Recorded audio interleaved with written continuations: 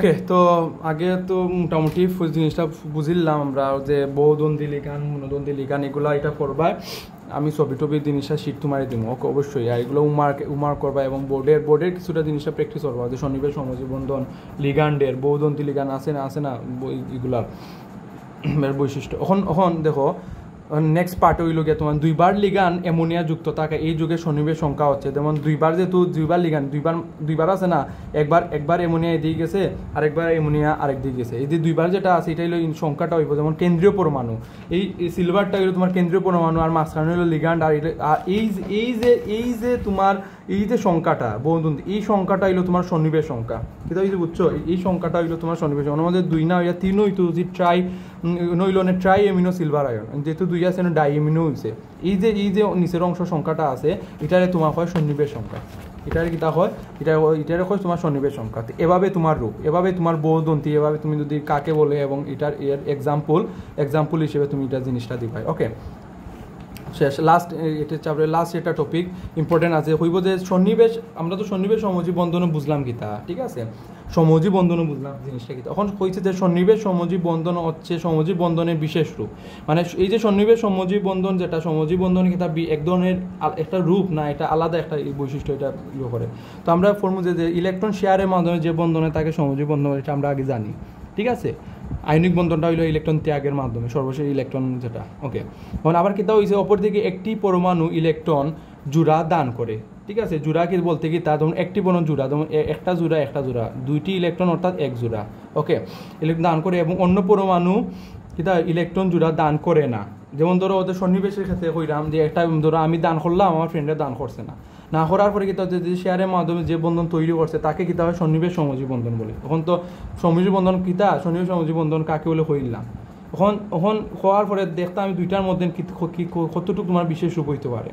যেহেতু সন্নিবেশ সমজীব বন্ধনে একটি পরমাণু ইলেকট্রন জোড়া সরবরাহ করার পর অন্য পরমাণু ইলেকট্রন শেয়ার করে, অর্থাৎ তাদের মধ্যে শেয়ারের মাধ্যমে বন্ধন তৈরি হয়, সেহেতু বলা যায় সন্নিবেশ সমজীব বন্ধনের বিশেষ রূপ। এর মধ্যে একটা বিশেষ রূপ কিতার লাগি আমি আগে কিতা হইলাম যে ইনোর মধ্যে সন্নিবেশ সমজীব বন্ধন আর সমজীব বন্ধনে একটা বিশেষ রূপ হইল গিয়া তোমার কিতা যে শেয়ারের মাধ্যমে হইতে পারে যে ইলেকট্রন এটা দান করার সিস্টেমটা হইতে পারে ডিফারেন্ট। যেমন সমজীব বন্ধনের ক্ষেত্রে কিতা করছে যে আমিও ইলেকট্রন শেয়ার করছি, দান করছি, আমার ফ্রেন্ডও ইলেকট্রন দিছে, দিয়ে আমরা শেয়ারের মাধ্যমে একটা জিনিস আমরা কিনছি। কিন্তু সন্নিবেশ সমজীব কিতা হয়েছে আমিও দান করছি, গ্রহণ করছে, কিন্তু যেহেতু গ্রহণ করার পরে তো আমরা তো শেয়ার করছি। সমজীব বন্ধনের ক্ষেত্রেও শেয়ার করা, সন্নিবেশ বন্ধনের ক্ষেত্রেও শেয়ার করা। তো এই শেয়ার যেহেতু করছি, যে জিনিসটা আমরা একের উপরে যে ভালোবাসা দেখাইছি যেটা শেয়ারের মাধ্যমে, এটাই হওয়া যায় যে যেহেতু শেয়ারের মাধ্যমে এটাই হয়েছে যে মাধ্যমে যেটা বন্ধন তৈরি হয়েছে, এটাই হওয়া যায় যে সন্নিবেশ বন্ধন সমজীব বন্ধন হচ্ছে আমাদের কি সমজীব বন্ধনের এক ধরনের বিশেষ রূপ, ঠিক আছে, কি এক ধরনের বিশেষ রূপ। ওকে, তো এখন মেইন অংশ দাতব বন্ধন জিনিসটা এলাম, যেটা মেটালিক বন্ড। আমি আজকে অতটুকু পর্যন্ত তোমার শেষ করবো যে দাতব বন্ধন কাকে বলে এবং এর বৈশিষ্ট্য কতটুকু, এটা ইম্পর্টেন্ট আছে। দাতব বন্ধন তুমি বইও এখানে একটু পাইবা, এটা জাস্ট নোটের মাধ্যমে তোমার সহজভাবে নোটের মাধ্যমে আমি এটা তোমার দিলাম। নাহলে দাতব বন্ধন বাক্কা লম্বা এবং বৈশিষ্ট্য বাক্কা লম্বা জিনিসটা আছে। যেমন ধরো ধাতুর মধ্যে তার ইলেকট্রন সমূহ যে শক্তিশালী বন্ধন দ্বারা পরস্পরের সাথে যুক্ত থাকে সেই বন্ধনকে দাতব বন্ধন বলে। মানে একটা ধাতু আছে, তার ইলেকট্রন আছে, যেমন ধাতু ধরুন ওটা, ঠিক আছে, ধাতু ইলেকট্রন আছে সমূহ যে শক্তিশালী বন্ধন দ্বারা শক্তিশালী অপর একটা শক্তিশালী বন্ধন দ্বারা পরস্পরের সাথে যুক্ত থাকে। মানে ধরো একটা স্ট্রং বন্ড দ্বারা এমন এক পরস্পর চিপকে আছে বাবল গামের মতন, চুইংগামের মতন, সেই বন্ধনকে দাতব বন্ধন বলে। মানে একটা স্ট্রং বন্ড আর কি, যেটা কয়। মানে উদাহরণ হিসেবে হইতে পারো যে ভালোবাসার বন্ধন বা মা বাবার একটা বন্ধন, যে মার একটা ছেলের ক্ষেত্রে যে মার যে বন্ধনটা এটা গাঢ় বন্ধন, ঠিক আছে, শক্তিশালী বন্ধন। বাবার ক্ষেত্রে ছেলের যে একটা বন্ধন এটাই হলো একটা শক্তিশালী বন্ধন, একটা দাতব বন্ধন, যে পরস্পর সাথে যেটা বন্ধনটা ভালোবাসার বন্ধন যেটা হয়। দাতব বন্ধন আমরা এক ধরনের ভালোবাসার বন্ধন হই, ঠিক আছে। যে দাতব বন্ধনের মধ্যে ইলেকট্রনগুলো একটি ইলেকট্রন সাগরে নিম্নজিত থাকে, যার মধ্যে অসংখ্য ইলেকট্রন অবস্থান করে। এই মুক্ত ইলেকট্রন থাকার কারণে ধাতুর নানাবিধ বৈশিষ্ট্যের অধিকারী হয়। ও যে আমরা ধাতু তো আমরা জানি ধাতু জিনিসটা হইলো গিয়া তোমার ধনাত্মক বা হিসেবে থাকে, ঠিক আছে, তোমার বেশিরভাগ ইলেকট্রন মানে ধনাত্মক হিসেবে তোমার এটা বিরাজমান, আয়ন ধনাত্মক আয়ন হিসেবে জিনিসটা থাকে।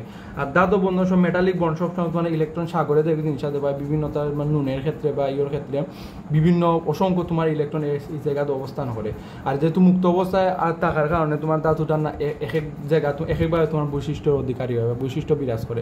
যেমন ধাতুর বৈশিষ্ট্যমুখিত হইব নিম্ন, যেমন ধাতু চকচকে হয়, ঠিক আছে, কিতা হয় ধাতু পয়লা কিতা বৈশিষ্ট্য হইলে চকচক হয়, ধাতু কিতা তাপদ ও বিদ্যুৎ সুপরিবাহী হয়, অবশ্যই সুপরিবাহী আদান প্রদান করে ইলেকট্রন।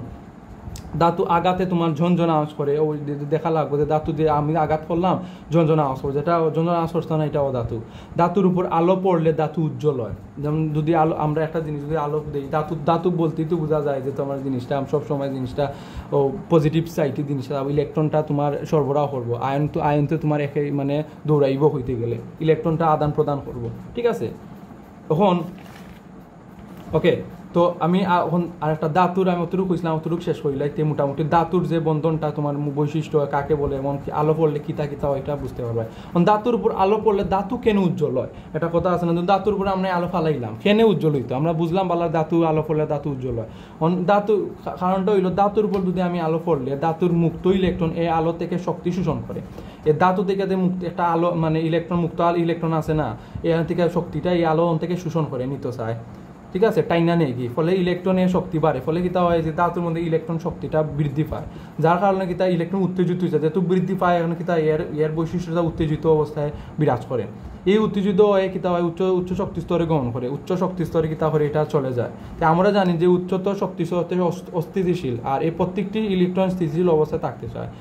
যেমন স্বাভাবিক উচ্চতর শক্তি স্তরে গেলে সব বস্তু তো অস্থিরতা হারে, আমরা ব্যক্তি ক্ষেত্রে তো দেখা যায় কোনো কিছু আমরা অতিরিক্ত হয়ে গেলে আমরা অস্থিতি হয়, শরীরের অশান্তি সৃষ্টি হয়, ঠিক আছে। তো যার কারণে এই শোষিত শক্তি কিতা হয়, যার কারণে যে ধাতুটা শোষিত শক্তি কিতা করে তোমার শক্তি বিকিরণ করে মানে ত্যাগ কইরা তোমার ছড়াইয়া দেয়, ফলে উচ্চ শক্তি স্তর থেকে কিতা হয় যে সময় বিকিরণ করার মাধ্যমে ত্যাগের মাধ্যমে নির্গত হয় আর কি করার পর যে সময় উচ্চ শক্তি স্তর আছে না, উচ্চ শক্তি স্তরে ধীরে ধীরে তোমার নিম্ন শক্তি স্তরে ফিরে আসে।